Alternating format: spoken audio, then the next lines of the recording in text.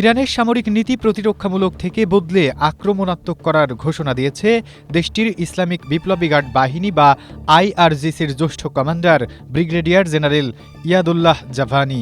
তিনি বলেন, নতুন commander in chief major general Ahmed ওয়াহিদিকে সর্বোচ্চ প্রতিরোধ বজায় রাখার নির্দেশনা দেওয়া হয়েছে। একই সুরে কথা বলেছেন আইআরজিসির সিনিয়র জেনারেল মোহাম্মদ রেজা নকদি। তিনি বলেন, ইরানের আগের কৌশল মূলত প্রতিরক্ষা ও দেশের সার্বভৌমত্ব রক্ষার ওপর ভিত্তি করে তৈরি ছিল, কিন্তু এখন উপযুক্ত পরিবেশ তৈরি হওয়া মাত্রই শত্রুদের ভূখণ্ডে সরাসরি অভিযান চালানোর ক্ষমতা অর্জন করাই তেহরানের লক্ষ্য। এদিকে যুক্তরাষ্ট্রের হামলায় ক্ষতিগ্রস্ত ইরানের দ্রুত সামরিক সক্ষমতা পুনর্গঠনের গতি দেখে হতবাক হয়েছেন ইসরায়েলের সামরিক ও গোয়েন্দা কর্মকর্তারা। স্ট্রবেরি সুপার ডটেড ও ক্লাসিক ভ্যারিয়েন্ট সেন্সেশন জাগুক শিহরণ।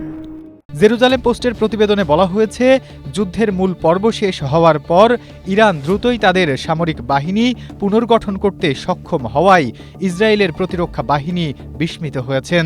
বিশেষ করে ইরানের ব্যালিস্টিক ক্ষেপণাস্ত্র সক্ষমতা দ্রুত পুনর্গঠনে উদ্বিগ্ন ইসরায়েলি কর্মকর্তারা। ইসরায়েলি কর্মকর্তাদের ধারণা ছিল, যুক্তরাষ্ট্রের বিধ্বংসী আক্রমণের পর ইরানের ব্যালিস্টিক ক্ষেপণাস্ত্র তৈরি ও পুনরুদ্ধার করতে কয়েক বছর সময় লেগে যাবে, কিন্তু মাত্র 4 মাসে ইরান যা করেছে তাতে চমকে গেছে ইসরায়েল। তেহরান অত্যন্ত সৃজনশীল উপায়ে তাদের ক্ষেপণাস্ত্র উৎপাদন পুনরুজ্জীবিত করার পাশাপাশি মাটির নিচে চাপা পড়া ক্ষেপণাস্ত্র ঘাঁটিগুলোর ব্লকেজও দ্রুত সরিয়ে ফেলেছে এবং নতুন অস্ত্র উৎপাদনও শুরু করেছে।